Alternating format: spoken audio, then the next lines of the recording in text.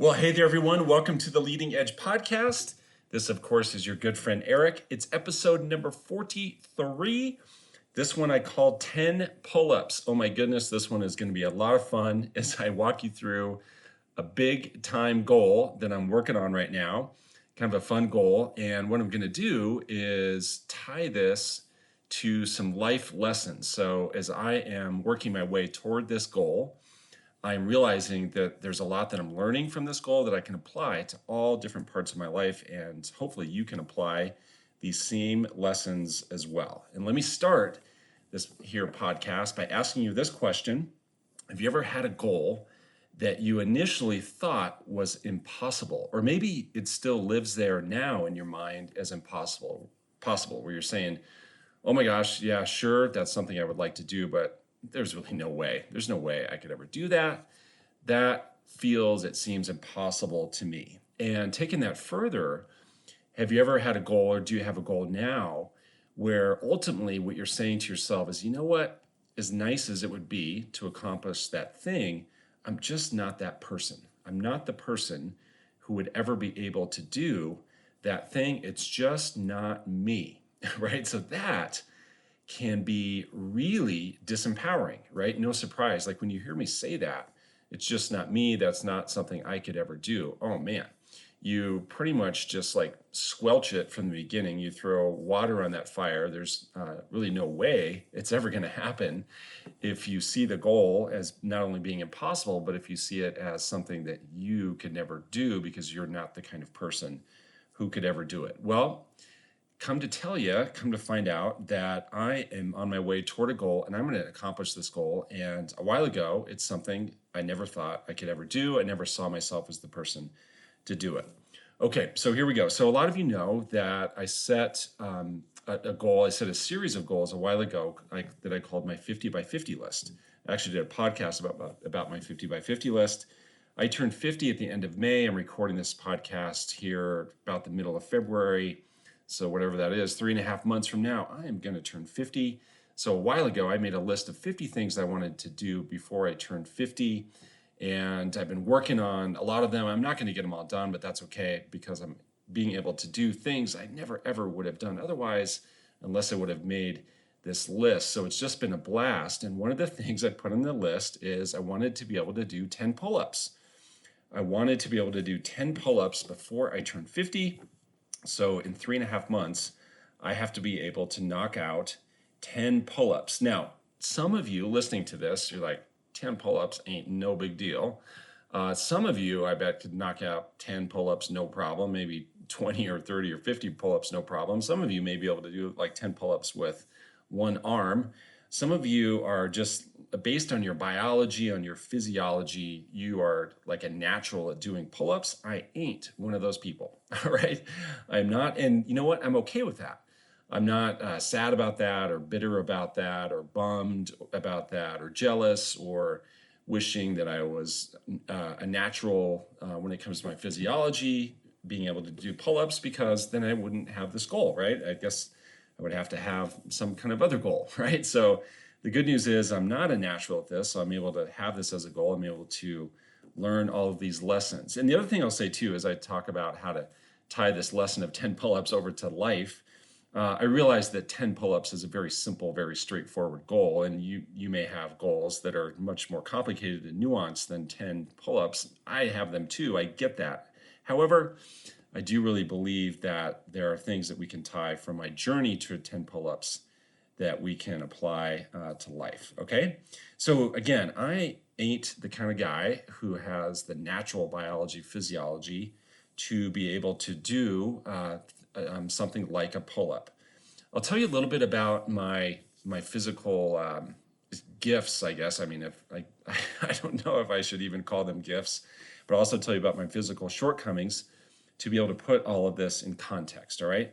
So the things that I'm good at, I guess, are things that, as I thought about this, the things I'm good at are physically are things that involve my legs over a long distance, okay? So eye-hand coordination ain't my thing. So, I tried baseball when I was young. That was not my jam.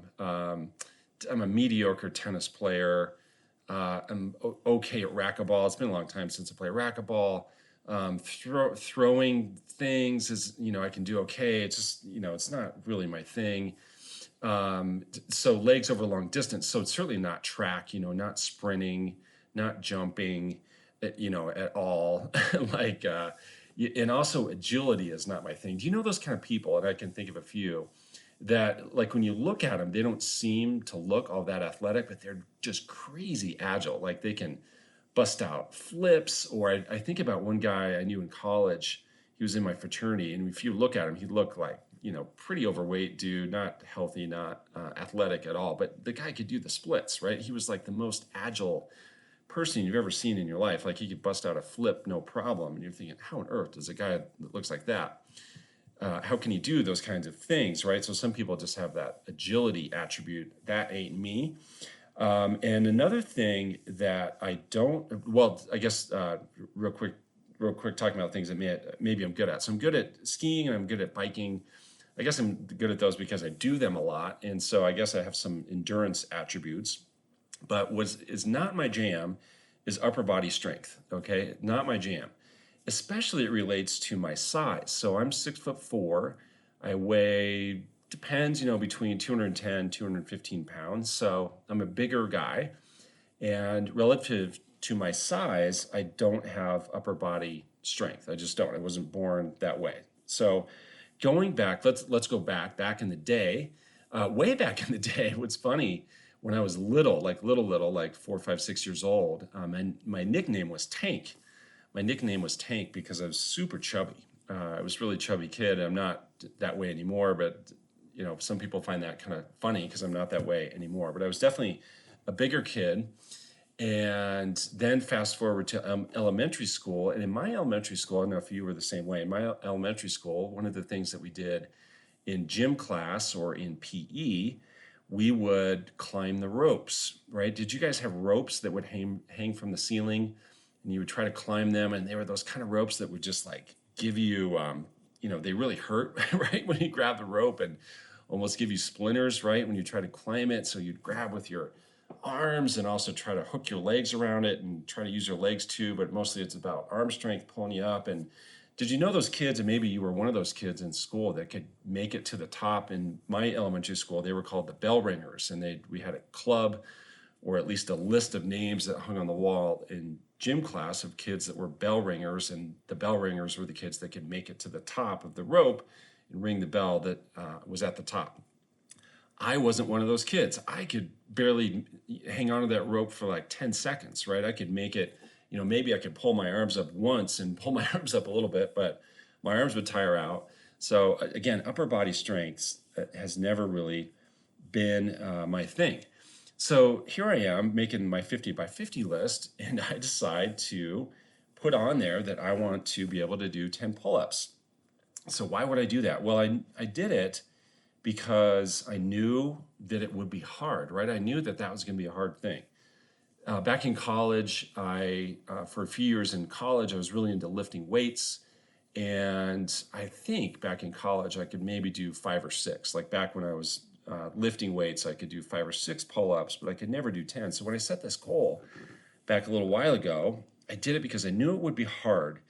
And specifically, I knew that I would have to evolve into a different person, right? I would have to become a different version, a better version of myself. The journey toward that goal was going to evolve me into a different person.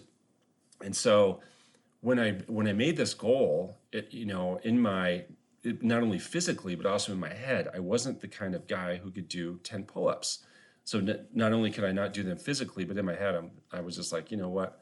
I'm not the kind of person who could do 10 pull-ups. So writing down that I want to do 10 pull-ups, what that meant for me was I was going to have to become a different person to be able to do it. And let me ask you this, as it relates to a big goal that you have, some big thing that lives out there for you in the future, some massive thing that you want to do, maybe living in your brain as impossible. If you were to really set yourself on a path to go get that thing done, to go accomplish that goal, to check it off the list, would you have to go become a different person would you have to evolve? Would you ultimately become a better version of yourself? And would that alone be worth it? All right. Isn't that kind of cool to think about? So this is the first life lesson, I think, is that going toward the goal, the journey itself pays off and produces all kinds of benefits when we can commit to the path itself of going to achieve it, because along the way, we have to evolve. And when I say become a different person, what I don't mean is you have to turn into someone who you are not in terms of your authenticity. What I mean is that you still remain your true authentic self, but you have to evolve into an even better version of that. And actually, I would argue that in a lot of cases, what it means is you become even more authentic. You become even more true to yourself and who you really are at your core as you work toward these big things. You kind of shed the layers of things that are not authentic to you, things that you've used to kind of buffer against the world and protect yourself against the world. And so as you move toward these big goals, for me, it's 10 pull-ups, you become a different person, you evolve, you turn into an even better version of yourself. So I started on my path to get these 10 pull-ups done. I started about 3 months ago. And 3 months ago, literally, guys, I'm not joking, 3 months ago, I could do one. I could do one pull-up. Maybe on a good day, I could do like 1.5, but I couldn't do two. Just starting this cold with no training, just starting with my it's a very limited natural ability. What I could do when it comes to pull-ups is I could do one. And again, I bet a lot of you are thinking, geez, man, that's no big deal. I can do 10 pull-ups, no problem. Well, I couldn't. Now today, what's kind of fun, today I can do 8.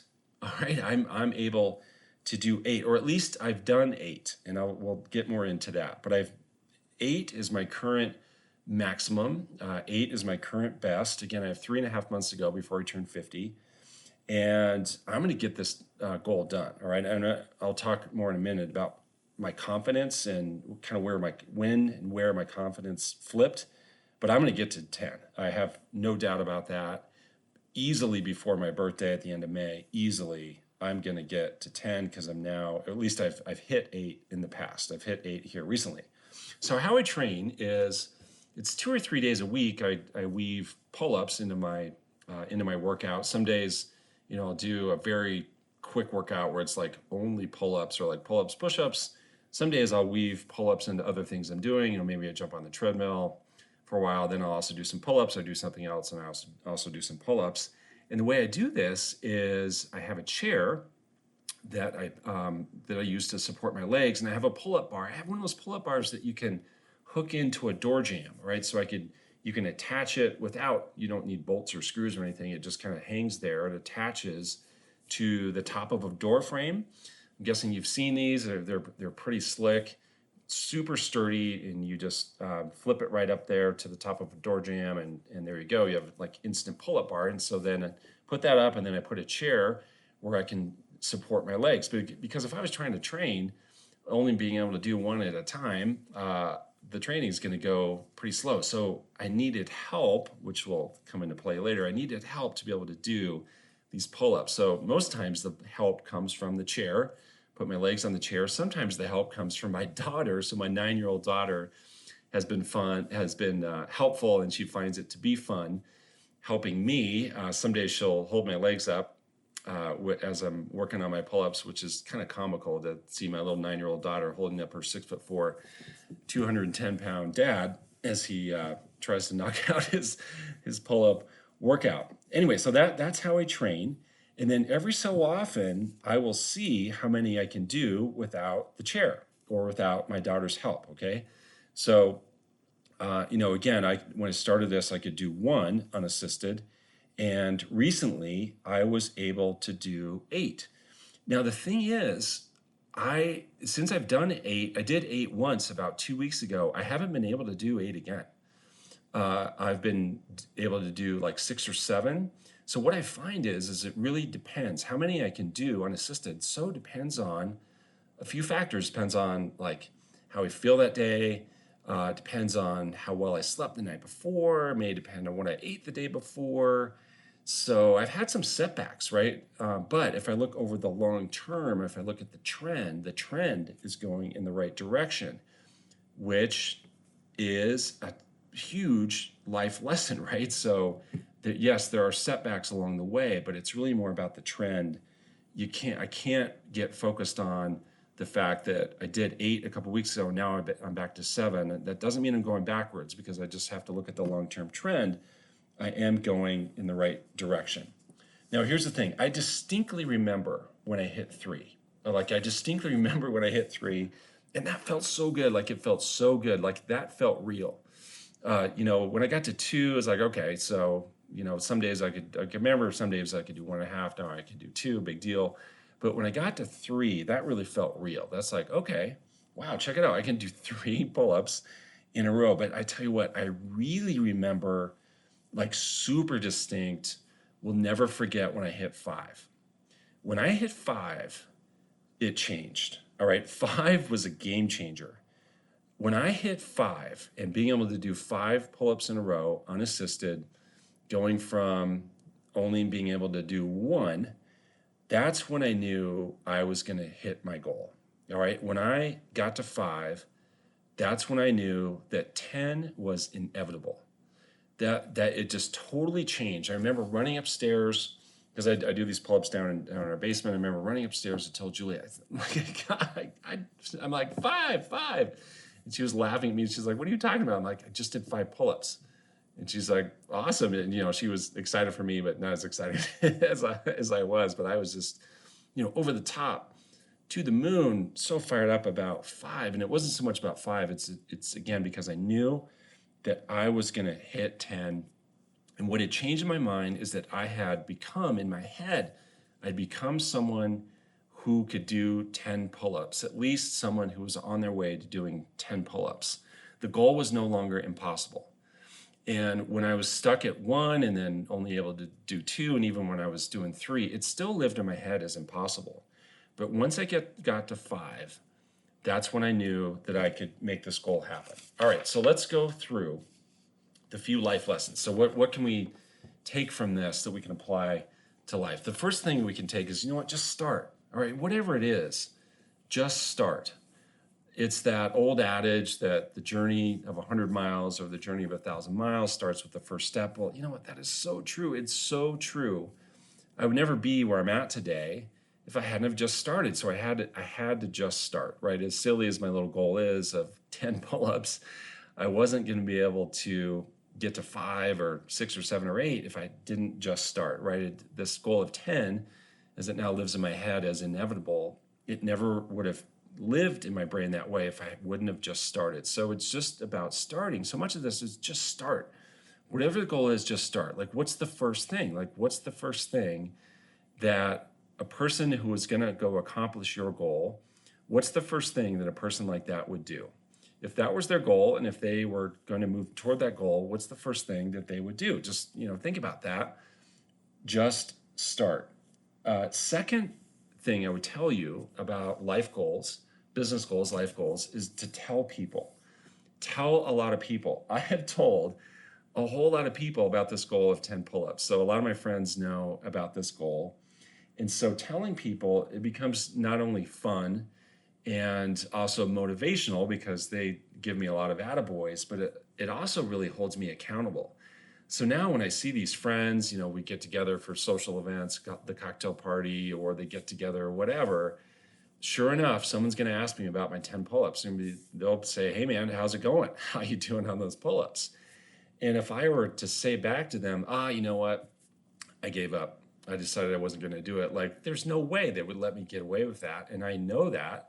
So that drives me to make sure I'm doing my workouts, to make sure that I'm moving toward this goal, because they want me to do it. They're going to hold me to it because I've told them. So if you have a big goal, make sure you tell people about it, because it's going to be cool. They're going to support you.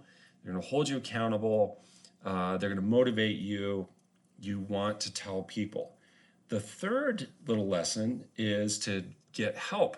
And this also relates to telling people. So I've had help from the chair. I've had help from my daughter. I couldn't do it without them. And the other thing that's been fun is that I've gotten some help on technique. So as I've told people about this, I remember telling one guy who spent a lot of time in the military, and they had to do all kinds of pull-ups in the military. So he told me about some little tricks to make it easier, if it can be easier for me. But these little techniques have really helped. So get help, from people that can support you, and get help from people who can offer advice, especially when it comes to technique. All right, the next takeaway, of all the takeaways I've had, this by far is the biggest one. And what I want this for you to be is the biggest takeaway from our time together on this little podcast. This aha for me has been a massive, massive deal. And hopefully it becomes a really massive deal for you. And here's the takeaway: make momentum the goal. Now, I started this with the goal of being able to do 10 pull-ups. But now what I realize is that a more effective way to go about this, and I kind of arrived at this conclusion inadvertently, right? So this was unintentional, this aha, but still super powerful. And now I'm using this aha to apply in other parts of my life, and I'm being way more intentional about it. So again, I started this with the goal of doing 10 pull-ups, but I wish that I would have made the goal to just get momentum. So sure, whatever your big goal is, still have that sitting there as the long-term target, the long-term objective, the long-term destination. But your goal, your mission, your focus, like your obsession, the thing I want you to go all in on is to just get momentum. That's all you need is momentum. When I hit five pull-ups, I had so much momentum. It was that momentum that made the goal inevitable, because now I still have this momentum. So that momentum has carried me into 6 and 7 and 8 pull-ups, and I have this momentum. So even though I haven't hit 10 yet, it's a done deal because of the momentum. So whatever your goal is, whatever it is that you want to go achieve, all I want you to do is just get momentum so that you can start rolling toward that goal. Two things come to mind when I think about momentum. One is freight trains. So I live in a town that has a lot of freight trains that roll through it. We have a train track that literally goes through downtown Fort Collins. So sometimes when you're out to dinner, out to lunch in downtown Fort Collins, the freight train will roll through. So you think about a train when it comes to momentum. Think about how much a freight train weighs, and think about how much momentum a train has, even when, if the engine were to go into neutral, if the brakes aren't on, it's still, that train is going to keep rolling down the track because that train has momentum, that train has inertia. That's a very powerful dynamic. It's super powerful in physics, and it's also super powerful mentally. So it's powerful physically and also powerful metaphysically.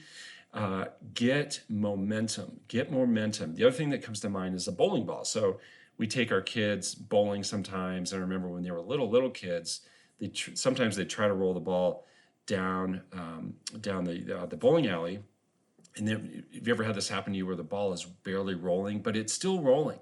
It's still rolling, and the momentum will carry that ball down the lane, and it will hit the pins for sure. As slow as it may be going, it's still going to hit them. So just get your ball rolling in the right direction. Get yourself momentum. Figure out a couple small wins that you can get. What are the first couple things you can check off the list? Make your goal momentum, not necessarily the long-term goal, because sometimes the long-term goal can be really daunting, and because it feels so far away, it can feel discouraging. But if your goal is progress, if your goal is momentum, that's what makes the goal itself inevitable. So just get yourself on a path to go accomplish the thing. Then the last thing I'll tell you as it relates to life goals and business goals I've learned from my 10 pull-ups is you need to expect setbacks, right? So again, I've had days where I didn't get to 8. So one day I hit 8. And then the next time I tried pull-ups, I was, before I started, I'm like, oh man, I'll definitely do 8. I may even do 9 today. Well, lo and behold, I did 7. That was initially a bummer, but then I was like, you know what? I just need to focus on the long term here. I'm just looking at the long-term trend. I'm trending in the right direction. I'm trending right. I'm not going to let this one day little setback bum me out. I'm certainly not going to quit over this one little setback because I'm trending right. So again, whatever it is, just get it started. Make sure that you tell people. Get help, because you're not going to be able to do this on your own. The big takeaway, again, is just make momentum the goal. You have the long-term target. Ultimately, you know the destination you want to arrive to, but initially your goal is just to get momentum toward that. And then the last thing, make sure you expect setbacks, but look at just the long-term trend. All right, so please encourage me on my path to 10 pull-ups. I will let you know when I hit the goal. That will be an exciting day. And I always appreciate you all tuning into this podcast. I asked you in the last podcast, I'll ask you again, give me a review if you don't mind on iTunes. If you're listening to this on iTunes, give us a review. That helps me out. I really appreciate that. The other thing you probably want to do is check out The Leading Edge. Go to my website, jointheleadingedge.com, if you want more training just like this. And gosh, thanks so much for tuning into this one. We'll see you in the next one. In the meantime, enjoy life on the leading edge. Thanks so much.